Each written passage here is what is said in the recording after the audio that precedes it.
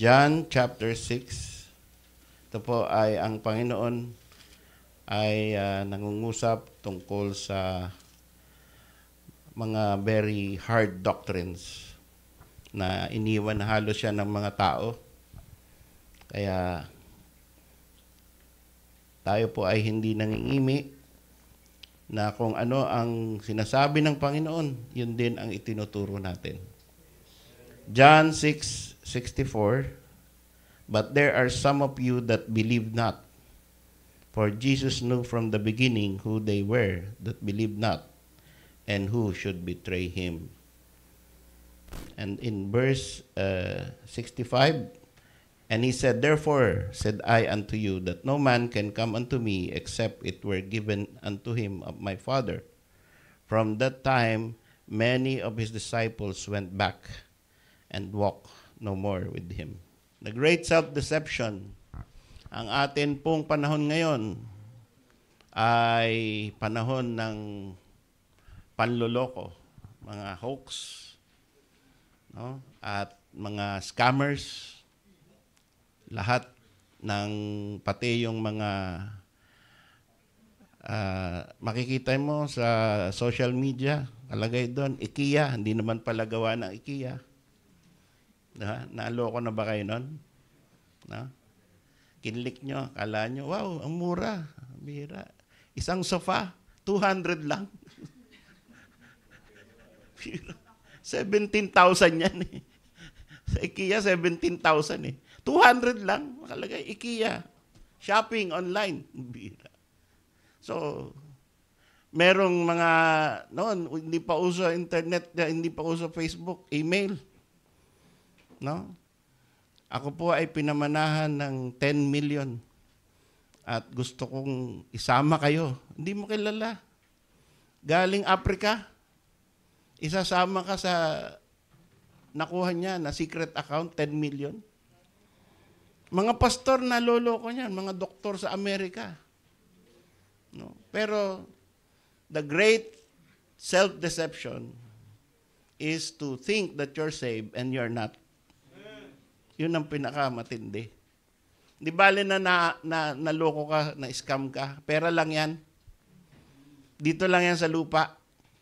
Pero naloko ka ng scammer na church para sabihin na ikaw ay ligtas na, hindi naman pala. Naloko ka ng scammer na pastor na habang ikaw ay maraming binibigay, nadadagdagan yung kaligtasan mo. No? At ang prosperity gospel ay isa sa mga scam. Alam niyo ang prosperity gospel? Ang ebidensya na ikaw ay ligtas ay pinapayaman ka ng Panginoon. At hindi ka papayamanin ng Panginoon kung kuripot ka. Yan. Kaya magbigay kayo. Yan ang scammer. No? Pero ibang klase, yung mayaman sila rin. Yung nagpipreach niyan, 2 jet. No? Yung nagpipreach niyan, may yate. Pagkatapos ito, kagaya ng, I think, 2 pastor na yon, no, na malaking ministry. Ang nabasa ko, nagsabi, nagre-repent na siya. At sabi niya, lahat ng libro na nabasa niyo tungkol sa prosperity gospel, itapon niyo na. Yung mga libro kong binili nyo sa akin, itapon nyo na dahil hindi totoo yun. I repent. Ngayon, ang ganda na sana, pero late. Kahapon napanood ko yung YouTube niya eh. Hindi pa siya nagre-repent doon sa "The Lord talked to me yesterday." Kakinakausap pa rin siya eh. No? So, prophet, modern day prophet, delikado pa rin yan. Naniwala po tayo na ang panahon ng apostolic sign gifts ay lumipas na. Naniwala tayo, kinakausap tayo ng Panginoon through the King James Bible. Kinakausap tayo ng Holy Spirit. And whatever He says to us is always scriptural, never contrary. Pagka merong impression sa'yo na itong instruction ng Panginoon sa akin. Tapos, napanag-inipan mo, halimbawa, merong nag-PM sa akin, member natin, Pastor, napanag-inipan kita. May sinaboy daw na kulay pula. Nanonood siguro siya, no? Kulay pula na roses. Tapos, isa daw dun sa roses na yun na bumagsak, ikaw daw yun. Hindi ko pa alam kung ano ibig sabihin. Gusto niya siguro i-interpret ko. Ano kaya yung red roses na yun, ano? So, delikado po yung mga ganyan. Kung may panag-inip ka man, at kung yan man ay merong gustong ipahiwatig ang Panginoon sa'yo lang yun. Yeah. Hindi kasama ang church doon. Hindi kami kasama ron. Sa'yo lang yun. Amen. Hindi natin dinedenay na pwede pang kumausap ang Panginoon in dreams. But don't make it scripture. Yun lang yun. No? Maaaring kagaya ng mga claims ngayon ng mga Muslim. Dami na ko-convert na Muslim. Nakita nila ang Panginoong Hesus sa panaginip. Iniwan nila ang Islam, which is very risky. Iniwan nila ang pamilya nila. Tapos, naging Kristiyano sila. Pag pinanood mo yung kanilang mga testimony, talaga makikita mo yung grace of God at scriptural testimony of salvation. So, paano yun? Ibig sabihin ba, totoo yung panaginip? Totoo bang ang Panginoon ay nagpakita sa kanila in their dreams? We don't know. But what is certain is, if they are truly saved, it is because of the Word of God. Amen. Not because of the dreams. It might be that the Lord used the dream to turn them, to make them go to a Sovereign Grace Baptist Church. Oh, tapos doon nila narinig yung preaching. Tapos doon sila naligtas sa preaching of the gospel. Hindi doon sa dream. Ngayon, may mga tao magsasabi, kaya po ako'y ligtas ngayon, napanag-inipan ko, Panginoon. Maaring hindi pa siya natuturuan mabuti. Kaya maawa tayo. No? Maawa tayo, turuan natin. It is your responsibility, brethren, mga kapatid, members ng church na to, na itama ang mga mali na deception na kumakalat. Even among Baptist churches. And even inside, the greatest deception is self-deception inside this church. And inside every church. Inside the church of the Lord Jesus Christ, while He still was the pastor, sabi niya, there are some of you that believe not. Member kayo ng church na to, na ako ang pastor nyo, pero meron sa inyo na hindi tunay na mananampalataya. Isipin mo yun. For Jesus knew from the beginning. Hindi siya naloloko ng mga amen ng tao. Ng mga support ng mga tao. Alam nyo ba, ang Panginoon hindi nagtrabaho. Hindi nagkarpentero yan for 3 years. Saan kumukuha ng pera yan? Galing sa support ng mga tao na uma-attend. Tapos sabi, yung wife of Chuza, of Herod's household, and the rich women, ay very generous. So, yung mga taong uma-attend, so ito yung ginagawa natin, di ba? Wala tayong prosperity campaign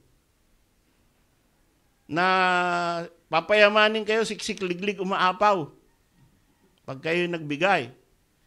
Kagaya ng Panginoon, hindi naman siya ganun. Pero, kusang nagbibigay ang mga tao. Kaya kahit hindi siya nag-work, ay tuloy-tuloy yung kailangan niyang support sa ministry. At yung mga yon, hindi siya nangimi na sabihan, mga disciples, yung sunod ng sunod sa kanya kahit saan siya pumupunta. Hindi lang 12 to eh. No? Marami to. Ang nababanggit lang lagi, 12. Kaya sabi ron, there are some of you.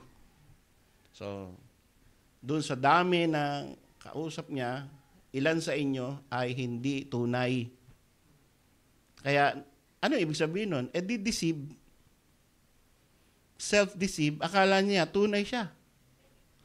Kasi bakit ka sasama sa Panginoon sa ministry kung hindi ka naniniwala na papunta ka sa langit, napatawad na yung kasalanan mo, at si Kristo ang iyong tagapagligtas. Iniwan nila yung mga essential part of their lives. So it must have been a shock to the disciples na sinabi ng Panginoon, meron sa inyo who believe not. Now, he is not just talking about Judas because there was another category. Tingnan nyo. Sabi, for Jesus knew from the beginning who they were. Plural. Hindi sinabing who he was. Singular. Kita nyo yung context? For Jesus. Kung si Judas lang yung tinutukoy doon, for Jesus knew from the beginning who he is or who he was, who should betray him. Hindi. Sabi, who they were that believe not. Sino sila na hindi tunay, hindi mananampalataya. Ibig sabihin, naloloko niya yung sarili niya. At syempre, pagka nakakarinig ka ng ganyan, kung ikaw ay tunay na mananampalataya, magkakaroon ka ng cycle of assurance of salvation sa isip mo. Ako kaya tunay? Matatakot ka. Pero the Lord, the Holy Spirit will give you assurance. Sabi ng Romans 8, di ba? The Spirit testifieth to our spirit that we are the children of God. Kakaroon ka ng assurance. Don't worry, hindi ka kasama dun. Amen. Pero matitigatig ka ng kaunti, di ba? Ako kaya yun? Kasama kaya ako doon? Self-deceive kaya ako? Pero yung self-deceive, ay, wala. Osas eh. Di ba? Osas eh. Wala yan. Hindi para sa akin yung preaching na yan. Hindi para sa akin yung John chapter 6. Kasi, nag-pray na ako eh. I prayed the prayer. Di ba? And so, that's it. Sabi nung nag-solwin sa akin, after I pray the prayer, I'm saved forever. Tapos na. Yun. So, andun yung sarili mong assurance from outside, from the world. Ang bait mo, save ka siguro. Assurance from outside. Diba? At saka yung, ang dami nang nabago sa akin. Kaya save na ako. Self-assurance. Diba? And, nag-pray na ako, kaya save ako. Self-assurance. As against the assurance from inside the Holy Spirit. Na sinasabi, the Spirit beareth witness with our spirit that we are the children of God. So ano ang nagwi-witness sa'yo ngayon? Ano ang nagbibigay sa'yo ng assurance na hindi ka kasama dito sa Jesus knew from the beginning who they were that believed not. Even in the early church, it was a mixed multitude. During the time of Moses and Aaron, who went out from Egypt, ang tawag po dyan, mixed multitude. Bakit mixed multitude? Halo-halo sila eh.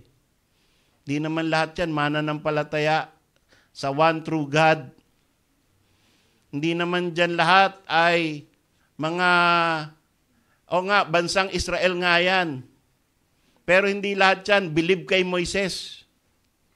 Kaya paulit-ulit yung murmuring. Bakit ba naman kasi? Inalabas pa kami doon. Ngayon, wala kaming mainom. Bakit naman kasi? Ang sarap-sarap na ng buhay namin sa Egypt. Isipin mo, inaapi ka ng Egyptian, ng Musri. Inaapi-api ka, masarap pa ang turing mo sa buhay mo noon. No? Kung pagsalitaan ka at kung aglahiin ka, pero kino-consider mong mas masarap kaysa yung nililid ka ng Panginoon, a pillar of fire by night and a pillar of cloud by day. Dahil ayaw mong tumigil na hindi ka 3 times a day nakakakain, na uhawan ka lang ng kaunti, murmuring ka na. Minsan, meron tayong ganun attitude, no? Pag nagugutom na, ano ba, gutom na ako. Tama na yung preaching. Ganun, no?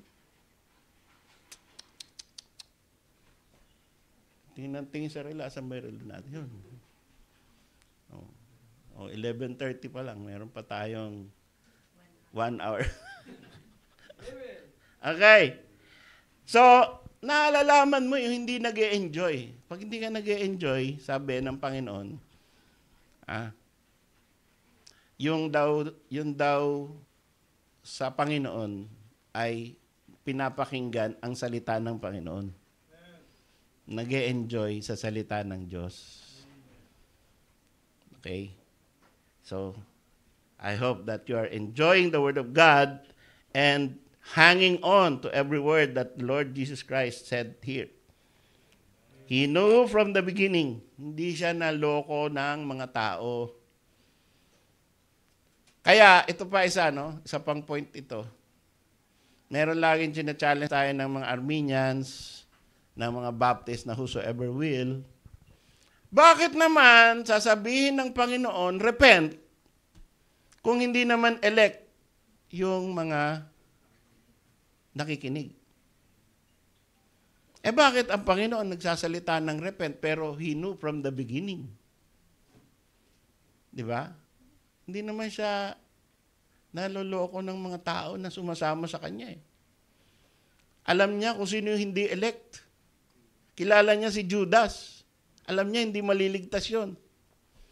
Although may mga Baptist ngayon, alam mo, minsan masyasyak ka sa mga iba-ibang pangangaral ng mga Baptist. May mga Baptist na naniniwala na save si Judas at malaki utang na loob ng Diyos kay Judas. Sipin mo yun, Baptist? Merong ganong turo. By espiritu ni Judas yung turo niyan. No? Na-derive nila yon. Ibang calculus ng mga tao na yun. So, alam na nga ng Panginoon, if you really depart from the teachings of the sovereign grace of God, kung ano-ano mapupuntahan mo talaga eh. Kung ano-anong conclusion ng... Pag umiwas ka sa doctrine of grace, kung ano-anong conclusion ng mapupuntahan mo, makaiwas ka lang sa tulip eh. Yun. Kaya napupunta sila sa kung saan-saan na strange doctrines, strange teachings. Ang linaw-linaw na, iiwasan pa nila at i-explain away pa nila. Self-deception. Ko-convince niya si sarili niya na eto ang tama eh. Mali yan eh, si Pastor Nilo. Mali lahat ng preaching niyan. So, bakit mali? Basta. Hindi kaya. Bakit mali? Kasi, si Calvin mali, kaya mali si Pastor Nilo. Anong kinalaman ko kay Calvin? No? So, ganyan po ang mga gustong mag-rest from the truth. Who they were that believed not. And he said, therefore said I unto you, that no man can come unto me, except it were given unto him of my Father. Ibig sabihin, mga kapatid, wala talagang maliligtas kung hindi binigay ng Father ang pananampalatayang tunay sa puso mo. You owe it all to God. You will not learn the gospel kahit 3 oras na preaching. At i-break down, mag-word study, mag-Greek, mag-Hebrew, mag-English grammar, lahat ng translation gamitin. Hindi mo pa rin makukuha ang gospel. So that you will understand Christ. It's impossible. Yun ang tinuturo ng Panginoon dito. No man can come unto me. Kaya maganda rin yung special number kanina, no? Come unto Christ. Akma dito, no? Pero hindi kami nag-usap. Sabi, oh, Sister Gail, itong kantay mo kasi itong message ko eh. Hindi, wala. Tama how the Spirit works. Therefore said I unto you, that no man can come and walang makakalapit sa akin. Walang makakaintindi. Lahat ay maloloko ng kanilang sariling pananaw at interpretasyon kung ano ang sinasabi ng Bible. Kung yan ay gagamitin mo ang iyong sariling pag-iisip, you will come out zero negative. You will come out deceived. And it is your fault. Unless the Father gives the truth to you, to your heart. Bakit? By default, ang puso natin matigas. Hindi tinatablan ng truth yan. May bakuna yan against the truth. No? Tapos, naunahan ka pa noong sinner's prayer. Tapos, pag nag-pray ka, save ka na. Bakunado ka na. No? Kaya pag dumating yung pure gospel, i-reject mo. Meron ako wini-witnessan eh. Sa Riyadh. Siguro kinausap ko ng mga 20 minutes. Ganito ang totoo. Ganun po ba yun? Okay. So, ito ang ginawa ni Kristo para sa iyo. Ganun po ba? Oh. Amen. Okay. So, alam mo na. Naniwala ka na. Oh. Okay.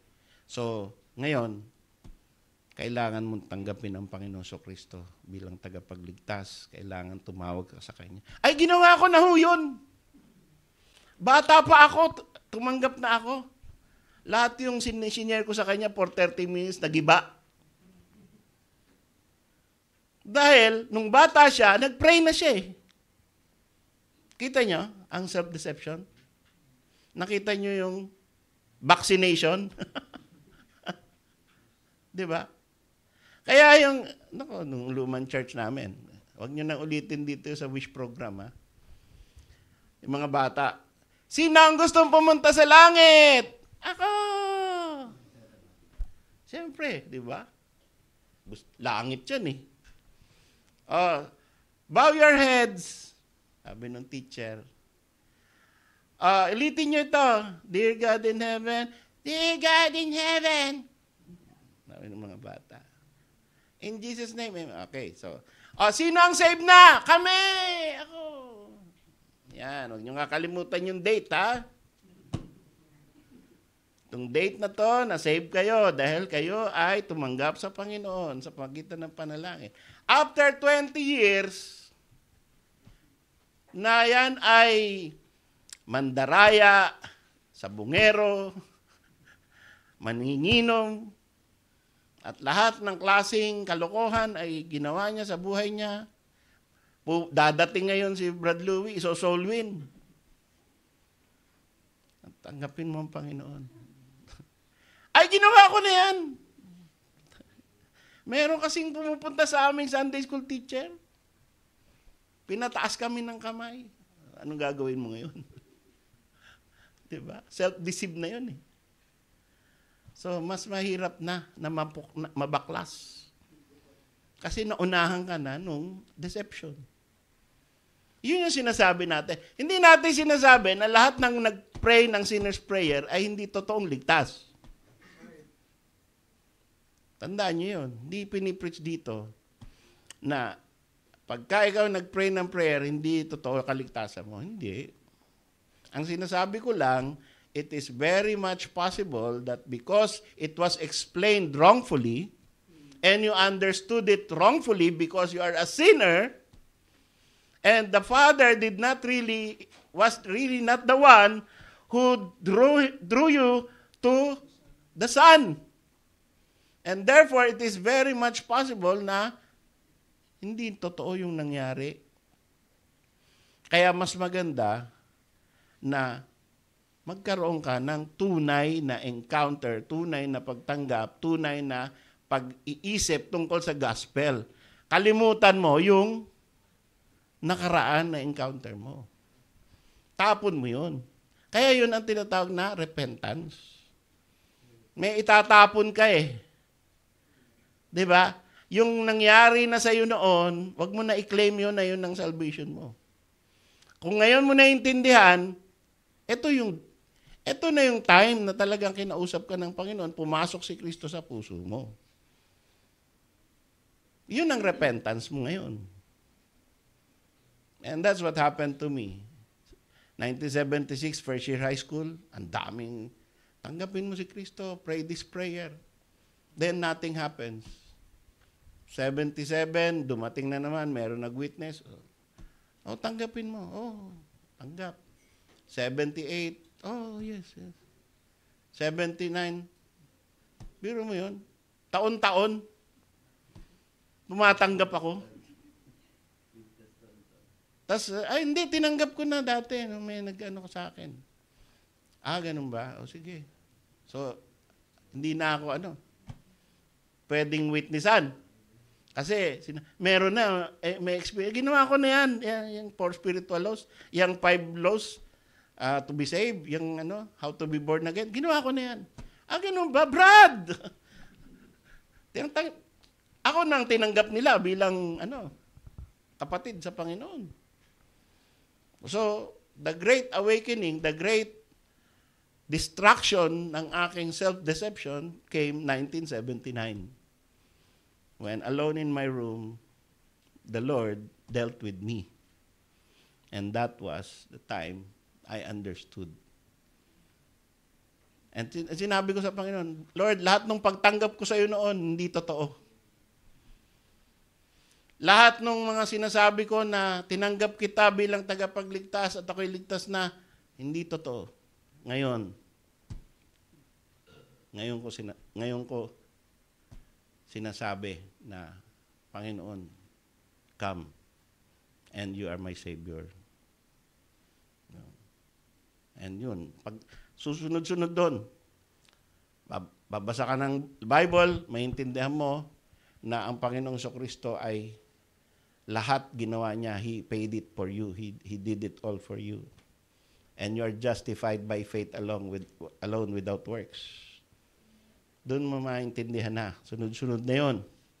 And He will change you. But you're not saved because you are changed. Huwag mong i-attribute yung kaligtasan mo dahil nagbago buhay mo.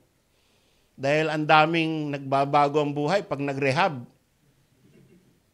Na-save ba yun? Di ba? Ang tunay na ligtas, nagbabago buhay. Pero, hindi porket nagbago buhay, naligtas. Nakita niyo yung pagkakaiba. Huwag mong sabihin, ako'y ligtas na kasi nagbago na yung buhay ko. Ako'y ligtas na dahil si Kristo ay namatay para sa akin. Yung dugo niya ang nagbayad ng aking mga kasalanan. Siya lang. Huwag mo tuturo yung buhay mo. Yung buhay ni Kristo ang nagligtas sa'yo. Kita natin ang pagkakaiba ng self-deception at saka truth. Panginoong ating Ama lamang ang magbe-break ng self-deception. Siya lang ang may kaya niyan. Sabi po ng 2 Timothy 2:19, 2 Timothy 2:19. Nevertheless, the foundation of God standeth sure, having this seal. Ano ang seal na ikaw ay ligtas? The Lord knoweth them that are His. Yun ang tatak mo. Hindi yung sarili mong self-assurance, kundi ang assurance ng Panginoon. Kilala ng Panginoon kung sino yung Kanya. Kaya nasasabi niya yan. There are some of you, He knew from the beginning who they were that believe not. Some of you don't believe. Hindi pa talaga totoong believers. Yung mga iba, bakit sumasama sa Kanya? Na-heal. Karoon ng miracle, nakakita ng miracle. Yung iba, kumakain, tuloy-tuloy. Dahil sa pagkain, mga baptist eh. Nasama dahil sa pagkain. Oh. Sabi niya, sinasabi ko sa inyo, hindi kayo sumasama sa akin dahil sa katotohanan, kundi dahil sa mga tinapay na pinapadami ko. Yun. Sabi niya, dito na tayo, hindi na tayo magtatrabaho, laging may pandesal dito. Pandesal kaya yun. Kubus.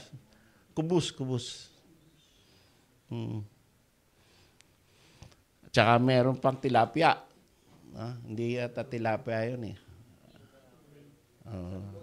Bahala na kayo kung anong gusto nyo ilagay doon. Basta isda yun. So, the foundation of God standeth sure, having this seal. Ang foundation ng ating pananampalataya ay sure.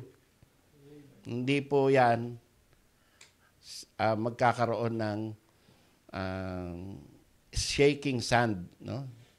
Yung on Christ the solid rock I stand, all other ground is sinking sand. Ang ating pananampalataya ay nakabase sa batong malaki. The rock, which is Christ, and not on sinking sand. Sipin mo, nagtayo ka ng bahay tapos lumulubog unti-unti. No? So, sinking sand yan. Pero ang pananampalataya natin, standeth sure. The foundation of God has a seal.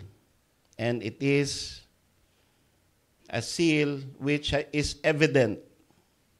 Pwede mong makita. Yung tatak ng Panginoong Diyos, hindi mo makikita yon. Pero merong evidence. Ito yon. Sa 2 Timothy 2:19 pa rin. Let everyone that nameth the name of Christ depart from iniquity. Yung hindi totoong save, hindi kaya yan. Yun. Yung hindi totoong save, although gusto niyang bumait, hindi niya magawa. Kaya kakantahin niya na lang yung gusto kong mabait pero di ko magawa. Hindi kaya eh. Magsasucceed siya ng mga ilang buwan, isa isang taon. Tapos, madidiscipline dahil after 2 years, hindi na nagpakita sa church. Tapos, paninindigan niya na yung discipline niya. At pagkatapos, dahil nahihiya na siyang bumalik, iisipin niya na, lolokohin niya na yung sarili niyang, tama lang na umalis ako sa BCA.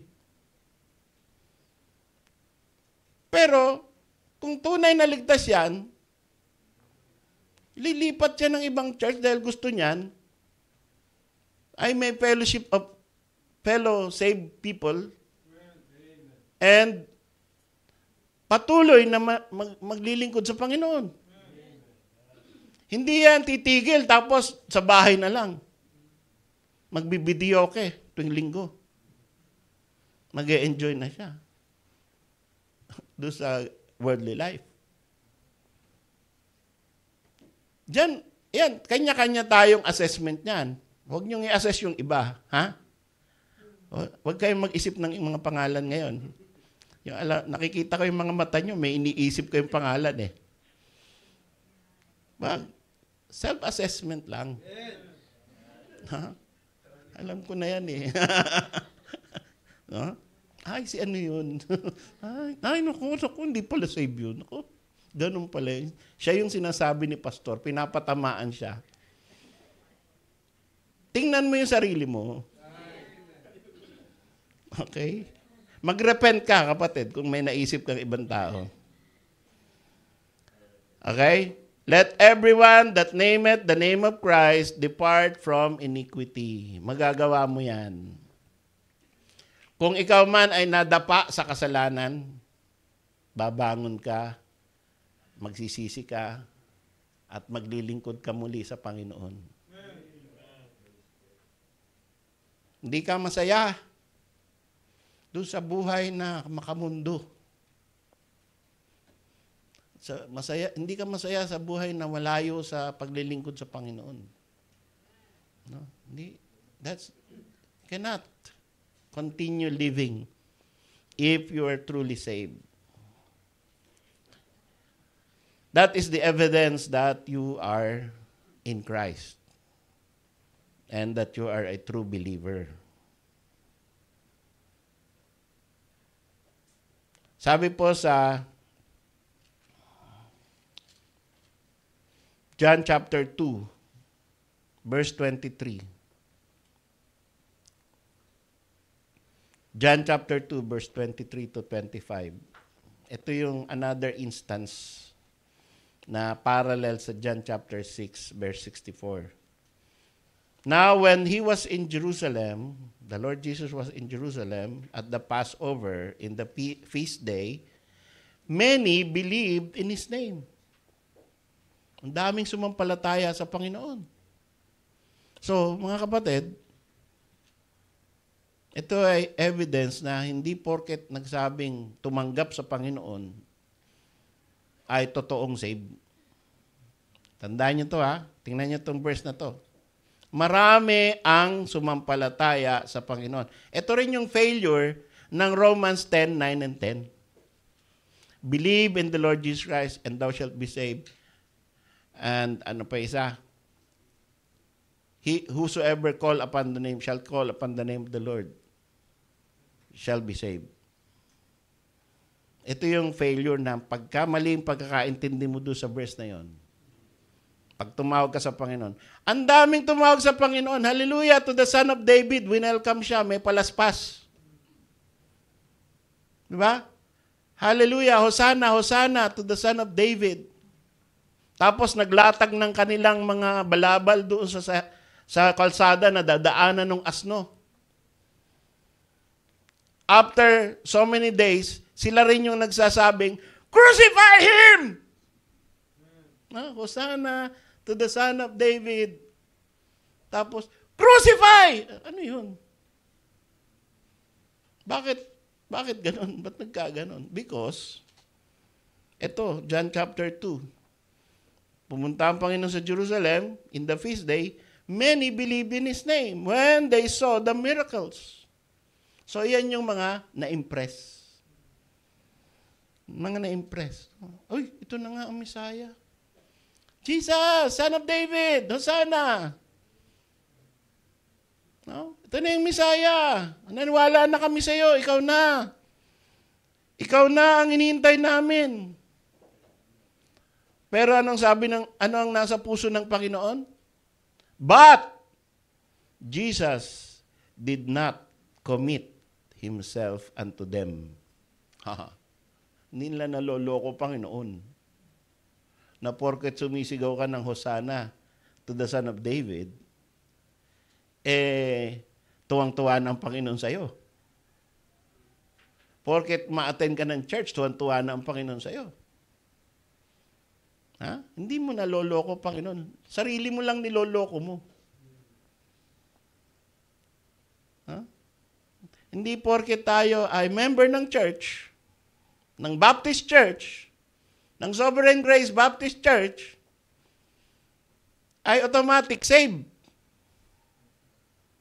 Dahil yung mismong nasa harap ng Panginoong Jesucristo na sumisigaw, sumasampalataya, nakita yung mga miracles, hindi save. Sipin mo yun, katindi. Sabi, Jesus did not commit himself unto them because he knew all men.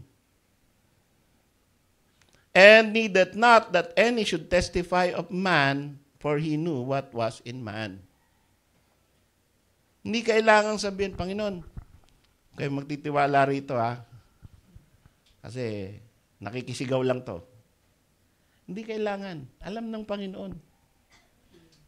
Doon sa mga sumisigaw na daan-daan tao, kilala niya kung sino yung hindi elect, o hindi pa talaga na tumasampalataya, no? Nakikisabay lang, nakikisawsaw lang, nakikihallelujah lang, nadadala lang, no? Usi. Di ba? Alam niya ang mga motibo ng tao. He knew what was in man. No. Kaya, magkaroon tayo ng self-evaluation so that we will have removed self-deception. Because it is a great malady. It is a great infection in the hearts of men. Talagang the heart is deceitful above all things. Sipin mo, inside the church, in the face of Jesus Christ Himself, may mga tao na akala nila ligtas na sila. At kailangan ipaalala ng Panginoon na hindi lahat kayo sumasampalataya. Hoy, hindi lahat kayo. Kilala ko kung sinong totoo. See? Kaya pati sila Peter, nung sinabi ng Panginoon, one of you shall betray me, ha? Sino? Ako ba kaya yun? Hindi lang maituro na, nung one of you shall betray me. Ha? Ito yun. Hindi lang maituro, hindi lang ma-pinpoint. Kasi, kung faithfulness din lang ang pag-uusapan, lahat sila faithful. Di ba? Hindi mo halata. Walang nakakaalam na si Judas, dinudukot yung pera. Si Kristo lang may alam nun. Pero tuloy lang. Hindi niya pinahiya si Judas. Di ba? Nung binulungan siya ni John, Panginoon, sino? Gusto niya inside information, no? Pira. Panginoon, sino yun? Sino? Yung masasabay na makisawsaw sa wine. Siya. Silang dalawa lang nagkakarinigan. Kaya nung sinawsaw, tapos nagkataon si Judas din sasawsaw. Oh, alam ko na. Pero siya lang nakakaalam kasi siya lang ang sinabihan ng Panginoon. Tapos sabi ng Panginoon, what thou doest, do it quickly. Tapos umalis na. And Satan entered Judas. And the disciples thought he was running an errand for the Lord. Sipin mo, si John lang ang may alam ng inside information. Yung iba, akala may inutos ang Panginoon sa kanya. Di ba? Oh. So, hindi pinahiya Oh. Hindi kagaya ng ibang pastor. Ikaw kilala kita, unsaved ka. Ayaw ko na makita pagmumukha mo rito. Layas! May mga ganun sa loob ng Baptist Church. Sipin mong kalupit yun.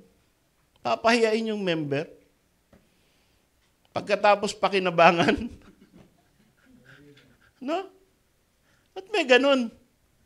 Di ba, grace, binigyan tayo ng grace ng Panginoon so that we will speak with charity and grace.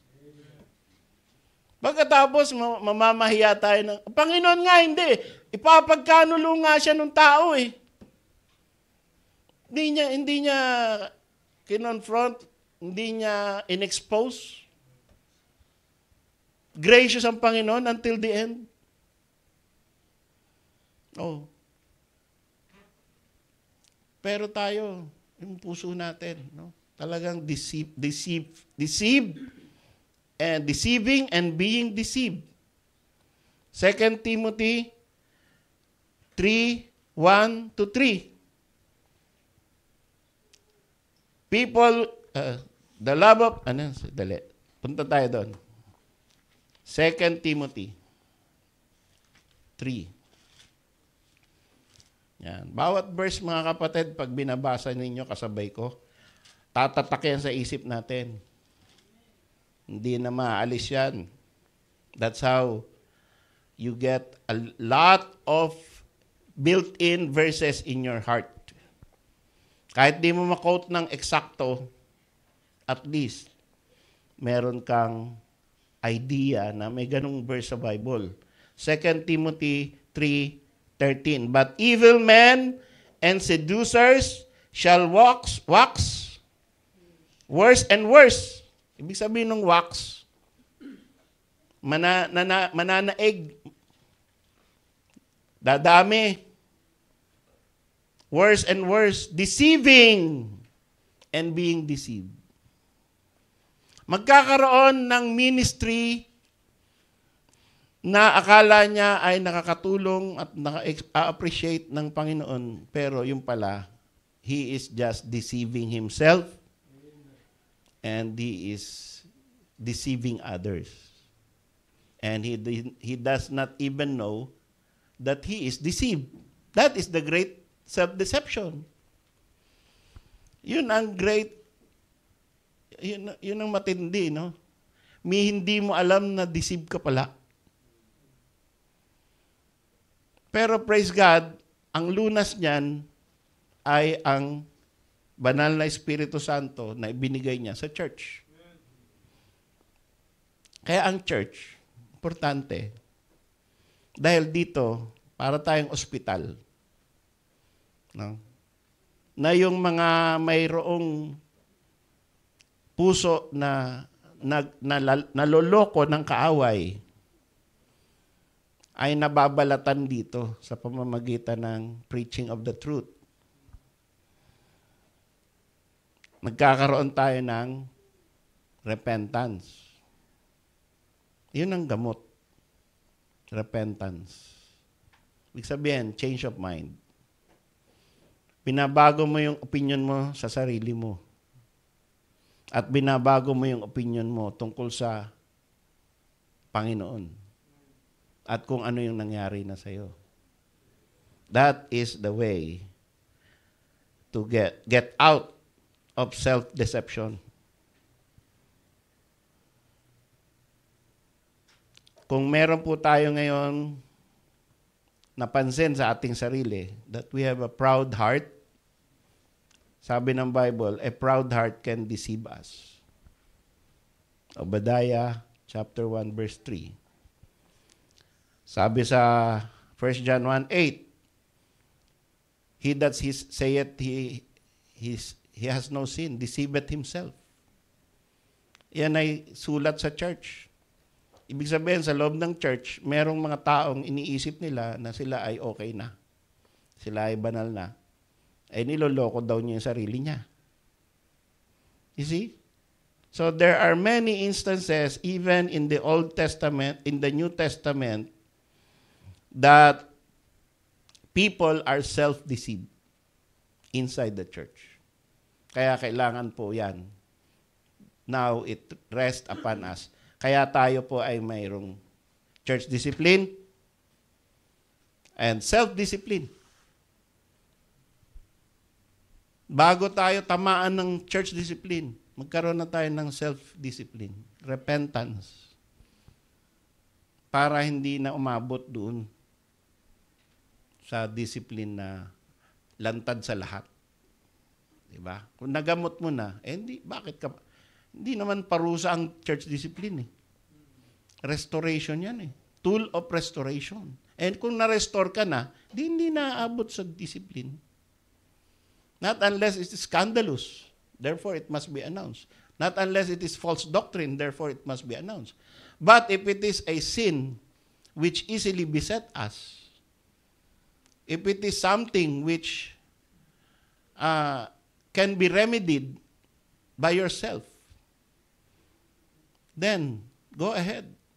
Change. Repent. No? Change your ways. And then the Lord will not use the church to expose you. And you will have remedied and you will have glory to the Lord because nagkaroon ka ng tunay na pagbabago sa buhay mo. Tayo po tumayo.